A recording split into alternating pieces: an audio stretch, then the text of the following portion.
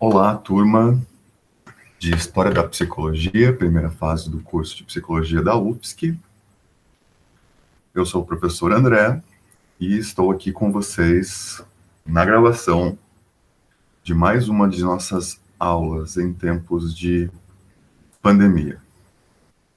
O tema da aula de hoje é a consolidação da psicologia científica e o movimento estruturalista. Então, este é o passeio que nós faremos hoje.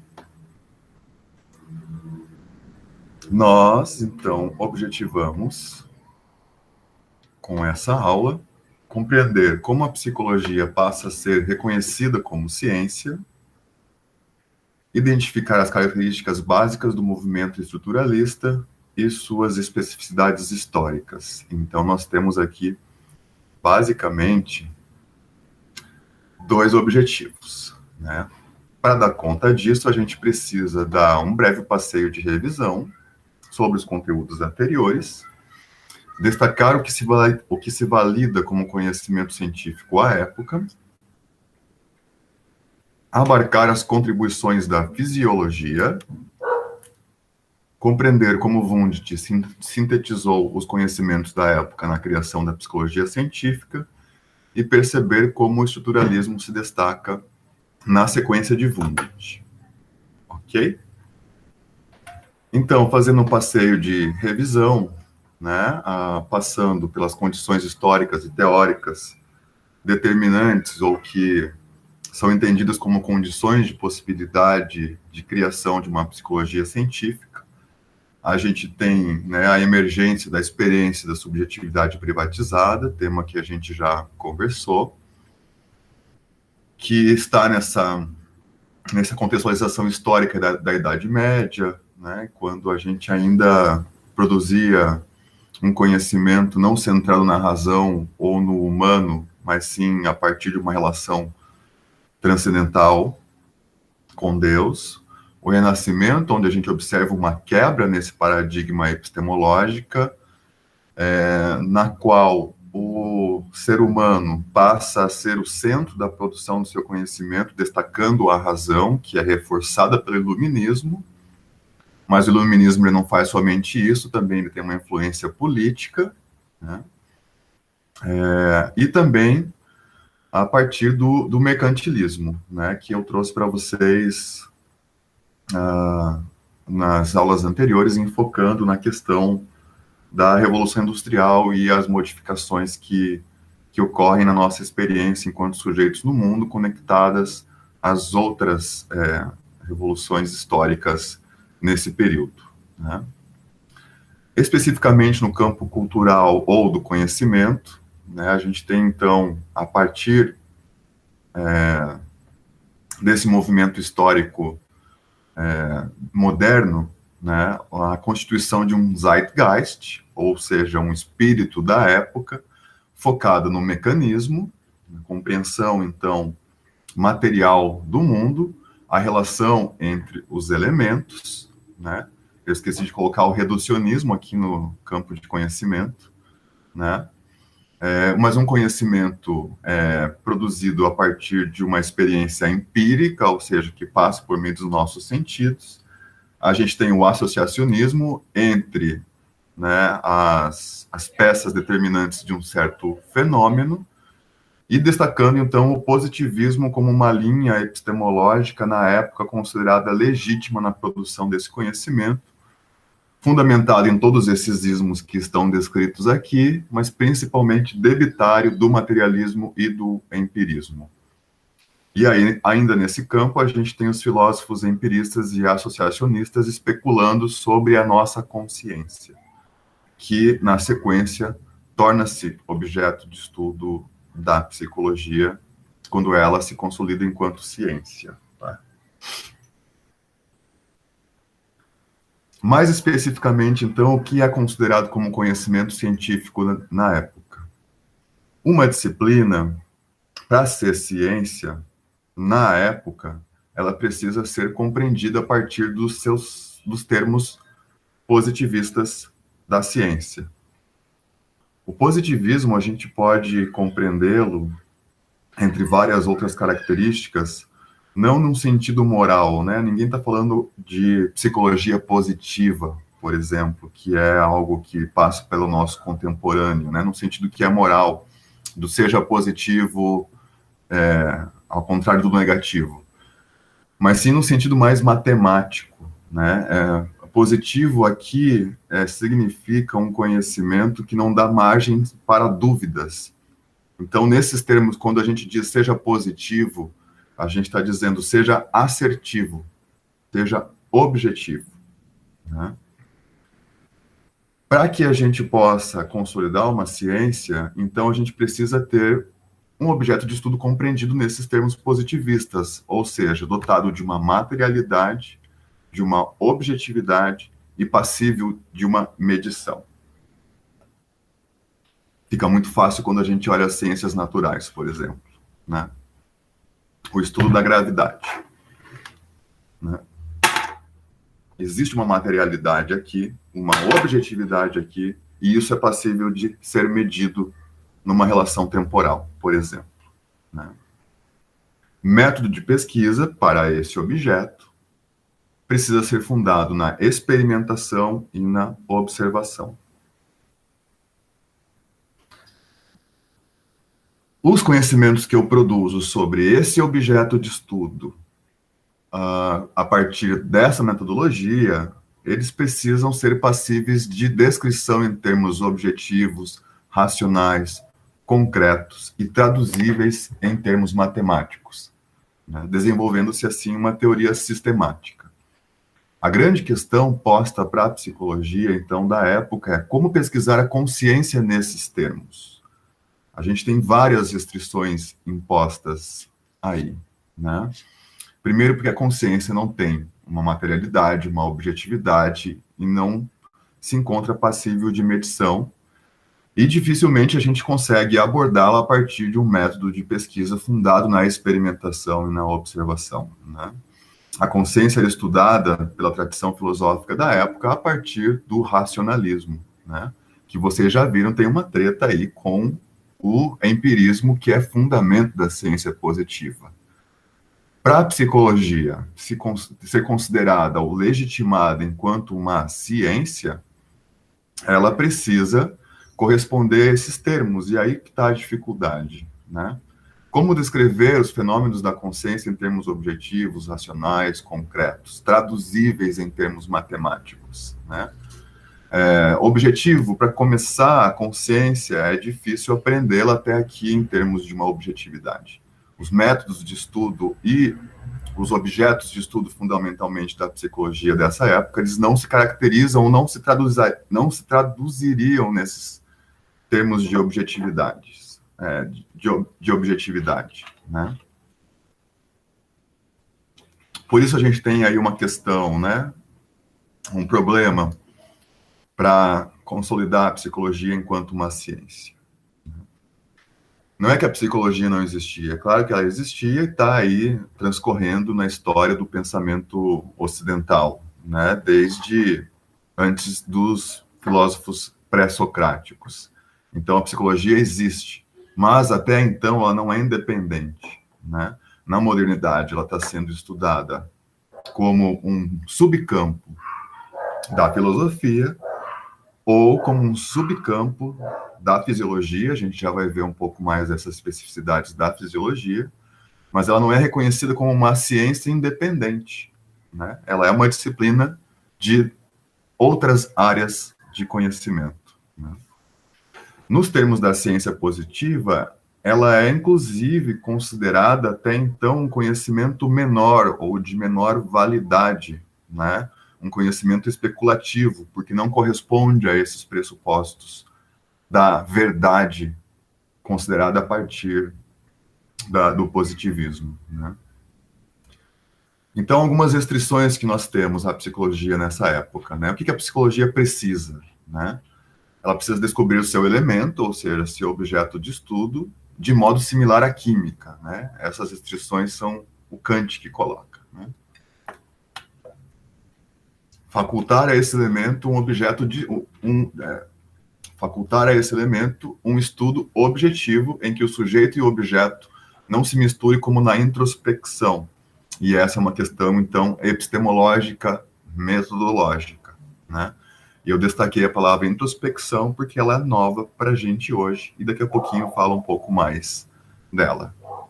E a partir disso, produziu uma matematização adaptada a dar conta das sucessões temporais de nossa consciência, ou seja, o que acontece com a nossa consciência, o que a constitui, né, e quais são os encadeamentos lógicos da nossa consciência.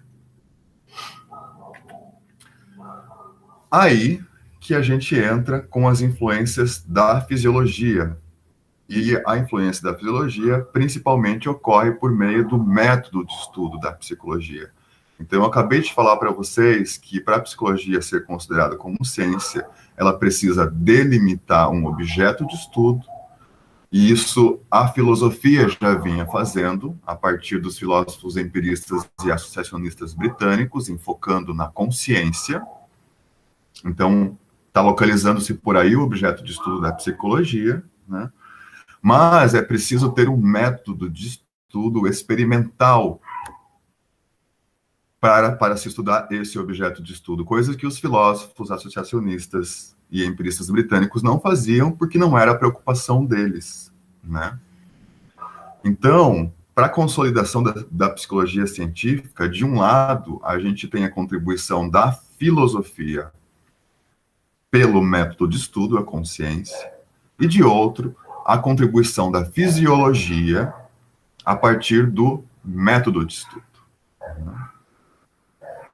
E no campo da fisiologia já existiam pesquisadores que estavam tentando estudar a nossa percepção por meio de experimentos. E aqui que eu estou repetindo.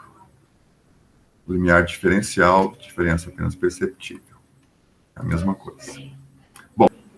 Bom, gente, eu precisei cortar um pouco o vídeo porque eu ia tentar fazer um experimento aqui em casa, mas a minha cobaia, ela tá numa conversa, no meio de um raciocínio aqui, numa conversa com os estagiários, eu não vou poder fazer isso, tá? Então, eu vou voltar para os exemplos, né, de algumas pesquisas feitas no campo da fisiologia sobre a nossa percepção, que, se vocês lembrarem, né, de conteúdos passados, ela está na base dos fundamentos da nossa experiência consciente, né? A consciência sendo compreendida a partir do empirismo, ou seja,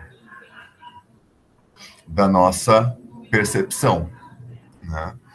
Então, um dos exemplos é o tempo de reação, que o pessoal estava pesquisando na época, isso já é bastante conhecido, ou seja, é o tempo que o nosso corpo tem para reagir frente a um estímulo externo, né? Em geral, esse tempo de reação é calculado entre 0,6 ou 0,7 segundos. Muitos de vocês já devem ter experimentado isso em alguma feira de ciência pela vida fora, né? Ou seja, o tempo em que, por exemplo, quando a gente está dirigindo, o tempo em que a gente observa um obstáculo e a gente reage pisando no freio, né, ele não é imediato, né? Transcorre um tempo de 0,6, 0,7 segundos entre o momento em que a gente viu o obstáculo e a gente pisou o freio, né? E o carro andou 0,6, 0,7 segundos até que a gente começa a frear. Um outro exemplo, são dois, na verdade, né, o limiar absoluto e diferencial da nossa sensibilidade, ou seja, da nossa percepção, né? O limiar absoluto diz respeito ao cálculo, né, ou à constatação da intensidade que um estímulo qualquer precisa ter para que ele comece a ser percebido, né? E a gente pode calcular isso numericamente, né? A partir de que potência uma lâmpada e a partir de que distância ela precisa ter para que a gente comece a perceber essa luz, né? E o limiar diferencial de sensibilidade diz respeito à diferença entre dois estímulos, né? A diferença de intensidade, ou de potência, ou de peso, ou de brilho, de dois estímulos, a partir da qual eu posso identificar que um estímulo é diferente do outro, né? Então, aqui, como exemplo, limiar diferencial, eles compreenderam que a diferença para ser perceptível entre dois estímulos, em geral, ela diz respeito a uma mudança de intensidade de 10% entre os estímulos. Então, se uma lâmpada tem 100 watts, para que eu perceba uma segunda lâmpada como diferente ou brilhando de uma maneira diferente, essa segunda precisa ter 110 watts de potência, ou então 90, para que eu perceba que os brilhos são distintos. Se uma pedra ou um peso de 1 quilo, se eu estou segurando uma pedra de 1 quilo, para eu perceber uma segunda pedra como mais leve ou mais pesada, precisa ter uma diferença de 10% do peso. Então, eu não perceberia uma pedra de 105 quilos, de 1 quilo e 500 gramas, e não perceberia ela diferente ou como mais pesada em relação a uma pedra de 1 quilo. Agora, entre uma pedra de 1 quilo e uma pedra de 1 quilo e 100, eu consigo perceber. Por exemplo, assim. E também o limiar de 2 pontos. E essa seria a experiência que eu gostaria de fazer aqui, mas não vou conseguir, né? Mas vocês podem fazer com alguém em casa. Vocês podem pegar, convidar uma pessoa que mora contigo, né, e aplicar 2 pontos de pressão no pescoço delas, por exemplo, aqui, ó, né? E aí vocês podem trollar essa pessoa, no fim das contas, para que o experimento seja divertido e que funcione. Vocês dizem assim para a pessoa: olha, eu vou aplicar 1 ou 2 pontos de pressão sobre o seu pescoço. Mas você vai aplicar sempre 2. A questão é que você começa aplicando 2 pontos bem juntinhos. E depois você vai aplicando uma diferença de distância regular entre esses 2 pontos. Então você vai aumentando a distância. Cada vez que você aumenta a distância e aplica, você pede para a pessoa identificar se você está aplicando 1 ou 2 pontos. No início, a pessoa sempre vai perceber como 1 ponto. Aqui ela geralmente percebe nessa distância também, que é mais curtinha, 1 ponto, aqui 1 ponto. A partir de uma certa distância, você vai estar sempre aplicando 2, mas a partir de uma certa distância, ela vai perceber como 2 pontos. Então, até uma certa distância, ela percebe você aplicando 1 ponto, embora você esteja aplicando 2, depois de uma certa distância, 2 pontos, né? Experimentem fazer isso se vocês moram com mais alguém, né? Qual que é a questão aqui, que é importante para a psicologia? Por exemplo, a partir do limiar dos 2 pontos. A questão é que eu consigo medir a distância em termos numéricos, então matemáticos, entre um modo de percepção de um sujeito e outro modo de percepção, né? Então, o que está sendo posto aqui como importante é que a medição, ou quantos centímetros existem até que a gente atinja o limiar dos 2 pontos, ou seja, aquele a partir da qual a pessoa percebe como sendo submetida a 2 estímulos distintos e não um só. Então, essa distância, essa medição é o que é importante aqui. Porque, tanto com esse exemplo do limiar dos 2 pontos, como também dos limiares absoluto, limiar de diferencial de sensibilidade, tempo de reação, a gente está percebendo que no campo da fisiologia, o pessoal está começando a descobrir e a criar modos de quantificar a nossa percepção. O passo seguinte é trazer isso para a psicologia, ou seja, entendendo que a nossa consciência, em termos gerais, nosso objeto de estudo, à época, né, ela é formada a partir de elementos sensoriais, ou seja, as nossas percepções, né? E aqui, com a fisiologia, a gente está arrumando métodos para estabelecer algumas medições que dizem respeito a esses elementos sensoriais que compõem a consciência. Então, percebam que, com isso, a gente está trazendo objetividade para o estudo da psicologia, né? A gente está conseguindo delimitar um objeto de estudo que passa pela ideia de percepção ou de sensação que nós temos frente a estímulos sensoriais do mundo, por meio, né, de experimentos, então, a nossa metodologia, num sentido que possibilita uma matematização, né, ou uma verificação objetiva do que a gente constrói sobre esses elementos. Então, o interessante aqui é vocês entenderem que as condições estão dadas para que seja constituída uma psicologia enquanto uma ciência, nos termos do que é validado como ciência naquela época. Certo? Estão postas as condições. Quem sintetiza isso é essa figurinha que aparece aqui, Wilhelm Wundt. Olhem só a carinha dele. Né? Ele é alemão, viveu entre 1832 e 1920, veio dos campos de conhecimento da medicina, da fisiologia e da psicologia, essas são as áreas de interesse deles, né? Então percebam que ele está bem situado aqui, né? A medicina, a gente tem a influência das ciências fisiológicas, a filosofia, tem a questão da epistemologia e do objeto de estudo, e a psicologia, que é um dos interesses dele, e que ela acaba por consolidar enquanto ciência, porque ele tinha esse desejo, essa vontade que eu coloquei aqui, ele tinha uma pira de fundar uma ciência. Era um de seus objetivos da vida, né? Então, é Wundt que faz essa síntese, ou seja, ele traz o objeto de estudo da filosofia e o método da fisiologia, passando, então, a fazer experimentos fisiológicos sobre a consciência, fundando o laboratório de Leipzig, na Alemanha, no ano de 1879. E esse é o ano, ou seja, a data de fundação do laboratório de Leipzig é reconhecida como a data de fundação da psicologia como uma ciência independente. Né?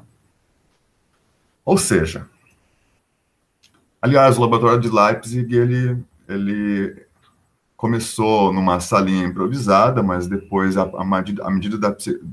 medida em que o Wundt ia ganhando status e sua ciência ia sendo reconhecida, eles conseguiram construir um laboratório mesmo a partir do nada, né? Corta.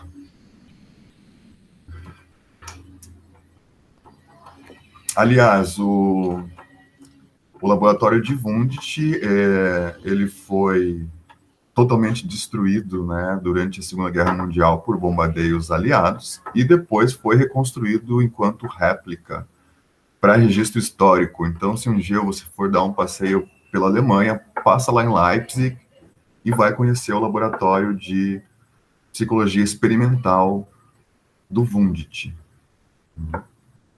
Então, o que esse cara fez no fim das contas? Ele delimitou um objeto de estudo para a psicologia, que, em termos mais gerais, a gente entende como uma experiência consciente, mais específico como a experiência imediata, ou seja, aquilo que da nossa percepção não está no objeto, e essa seria a experiência mediata, sem o i, né? Mas a experiência de perceber esse objeto como algo. Por exemplo, a experiência de quando você vê uma rosa, você perceber que existe algo vermelho. Então, o Wundt não está querendo que você veja a rosa em si, ou que você diga que a rosa é bonita.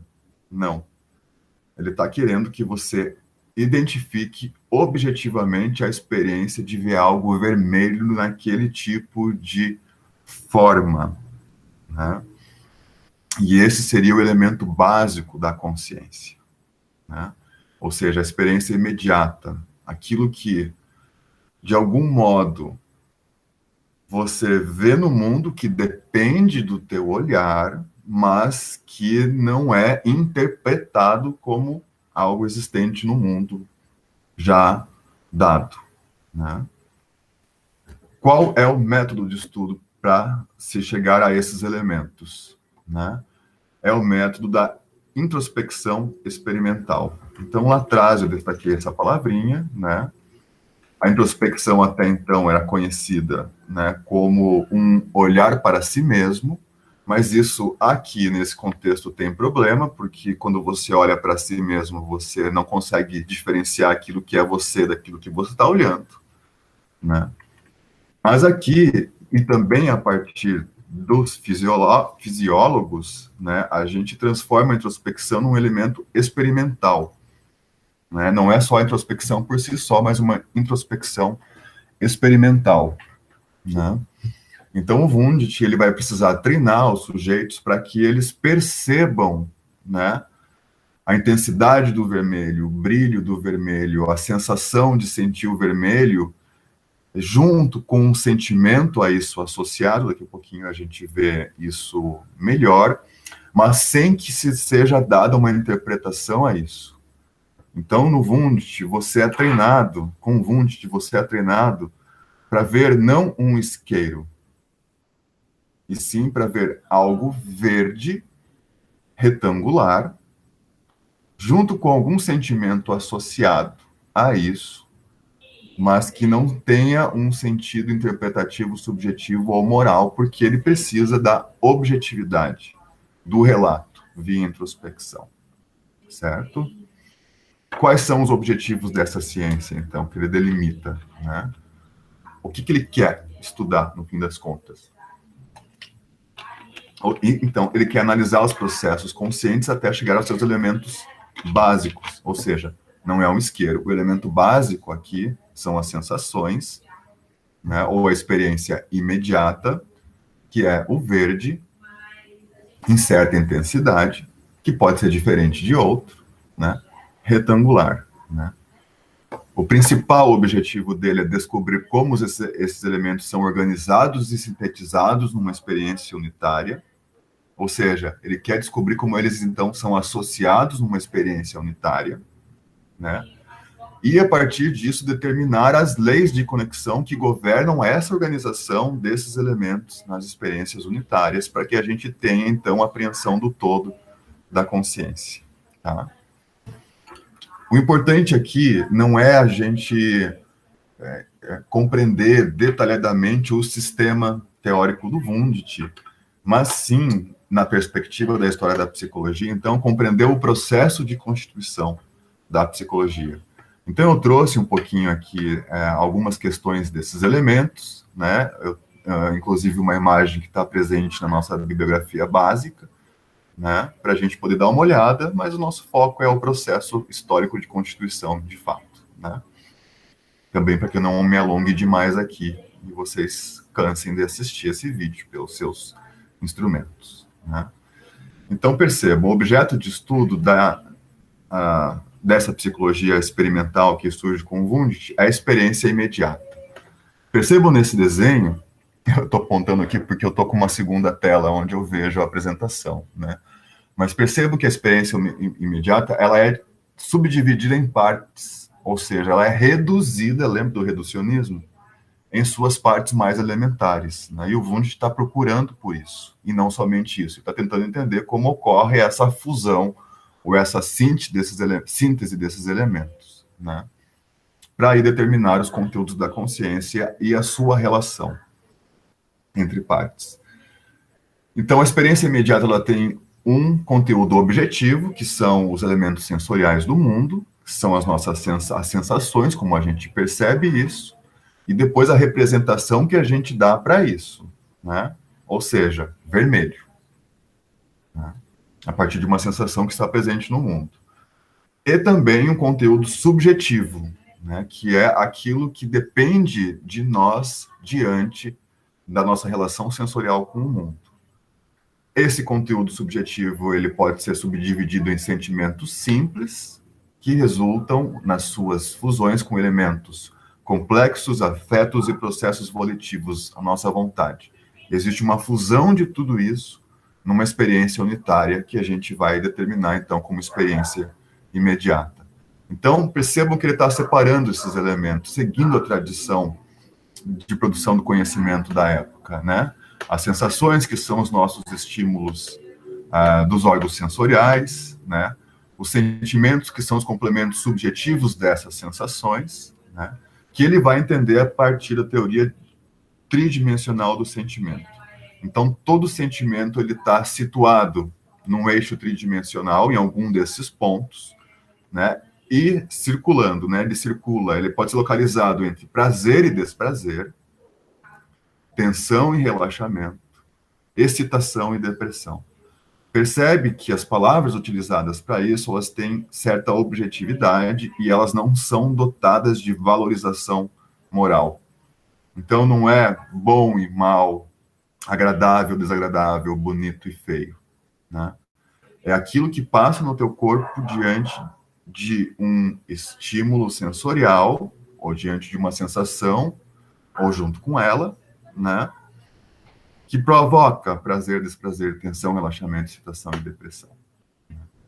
Então, um estímulo ele tá localizado em algum ponto aí, né? E a pira do Wundt era, no fim das contas, entender como que isso se estrutura numa experiência consciente, unitária, né?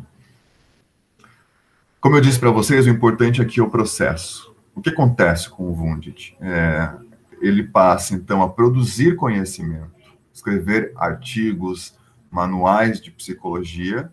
O conteúdo desses artigos e desses manuais, ele é um conteúdo que é analisado e sintetizado em termos objetivos a partir de uma metodologia descrita e objetiva, a partir de experimentos, sobre um objeto bem delimitado.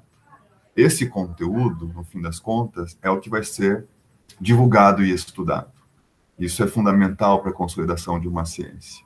E a gente tem o reconhecimento, então, com ele, da psicologia como uma ciência, então, experimental, de modo que ela pode, né, a partir desses conteúdos produzidos nesses experimentos, acumular um escopo de conhecimento que pode ser estudado pelos demais, ou seja, a gente funda uma disciplina aí que é independente tanto da fisiologia como da filosofia. As pessoas vão às universidades, então, e aqui ainda estão indo para Leipzig, né, para estudar psicologia, né, e não filosofia, e não epistemologia, fisiologia. Isso significa que acabou a relação agora, psicologia independente, não precisamos mais da filosofia e nem da fisiologia? Claro que não, né? Essas disciplinas, assim como outras, estão presentes na constituição da psicologia desde sempre e, inclusive, contemporaneamente. Significa somente a formalização da psicologia como uma ciência independente. Então, para estudar psicologia, você não precisa mais entrar nos cursos de filosofia. Você vai fazer o curso de psicologia, porque existe já a produção de conhecimento aí. A grande contribuição do Wundt foi essa, né? Na sequência, começam a vir pesquisadores do mundo inteiro fazer seus doutorados, suas pós-graduações, pesquisando no laboratório de Wundt. Na sequência, universidades de origem e fundam seus laboratórios e continuam fazendo pesquisa e continuam produzindo conhecimento. A segunda grande contribuição do Wundt é que ele se torna alvo de crítica e de contestação, né? São muitos os teóricos que seguem a linha de Wundt, alguns deles complementam o que Wundt estudava e outros começam a achar seus pontos frágeis e a produzir teorias sobre isso. E você sabe que na ciência, se você não concorda com uma ideia, não basta você dizer não concordo, porque não achei legal. Você precisa, nos termos da ciência, mostrar os seus desacordos, ou seja, apontar as fragilidades metodológicas, complementar ou diferenciar as especificidades do objeto de estudo, ampliar, inclusive, esse objeto de estudo, né, que foi o que fizeram, no fim das contas. É interessante a gente notar que o Wundt, ele produziu também uma psicologia conhecida como uma psicologia social, ou psicologia dos povos, né? Entretanto, o objeto de estudo dessa psicologia não era passível de experimentação, né? Porque estava pesquisando a relação dos povos, né? Mediada pela linguagem, pelos costumes, pelas tradições, pelas moralidades, ou seja, objetos que não eram passíveis de experimentação. Então, na época, não foi dada muita bola para essa produção teórica do Wundt, né? Foi muito mais superestimada a produção da psicologia experimental do Wundt, porque a psicologia dos povos, ela trazia elementos e objetos que não eram passíveis de experimentação, ou seja, não tinham validação a partir do que era considerado como conhecimento científico e verdadeiro da época, né? Mas esse é um ponto interessante, né? Wundt produziu também uma psicologia social. Como eu estava dizendo para vocês, a Universidade de Leipzig, especificamente o Laboratório de Psicologia Experimental dessa universidade, recebeu gente do mundo inteiro. E esses teóricos, então, voltaram a seus lugares de origem e continuaram fazendo pesquisas que ou complementavam ou especificavam algum ponto das teorias que estavam sendo gestadas ali com Wundt, ou mesmo a contestavam, né? Então, o segundo passo é o movimento estruturalista, né? E ele vem a partir do Titchener, né? Olhem a carinha do Titchener. Ele parece simpático para vocês? Deem uma olhada na carinha dele, né? Bom, Titchener é considerado o fundador do movimento estruturalista na psicologia. Eu vou passar brevemente por ele, porque aqui também o importante é o processo. O importante é que com Titchener é o que vem depois, né? E aí isso já é tema para a aula seguinte. Embora o estruturalismo seja designado a partir das pesquisas de Titchener, a gente também pode considerar a teoria do Wundt como um estruturalista, porque está pensando a consciência em termos de partes que constituem uma estrutura, né? Guardem isso, porque depois vai ser importante a gente retomar brevemente essa ideia, né? Então, o objeto de estudo do estruturalismo é a consciência, né? Compreendida, então, como uma estrutura formada por partes. E o Titchener, né, ele vai especificar o objetivo de estudo da experiência consciente a partir de seus constituintes elementares, ou seja, analisar a consciência em suas partes separadas, para assim determinar a sua estrutura. Então, ele vai especificar o estudo dos elementos constituintes da consciência a partir de nossa percepção. Enquanto que o Wundt, ele focava, embora também se preocupasse com os elementos, ele focava na associação, no que ele chamou de fusão desses elementos. Uma curiosidade histórica aqui é que o Titchener, ele é um inglês que traduziu a obra do Wundt para o alemão, né, e foi pesquisar na Universidade de Cornell, nos Estados Unidos, onde ele fundou também um laboratório de psicologia experimental. Ele é o tradutor do Wundt, do alemão para o inglês, né? E ele traduz a obra do Wundt distorcendo essa obra para conseguir dar o foco àquilo que ele pensava sobre a psicologia estruturalista, né? Só que ele era um Zé Ninguém, e o Wundt já era reconhecido mundialmente na academia, né? Então, ele traduziu a obra de Wundt mais próximo daquilo que ele queria acreditar, ou pensar, ou produzir, se utilizando, então, do status que o Wundt tinha para validar essas ideias. Até hoje, é um mistério histórico se ele fez isso deliberadamente, de propósito, ou se foi um ato falho, né? Inconsciente. Não sabemos, né? A grande questão do Titchener aqui, ou a grande contribuição dele, é que é ele quem faz a tradução dessa obra para o inglês e leva a psicologia para os Estados Unidos, até então sediada na Alemanha, né? E esse cara é uma figura, assim, né?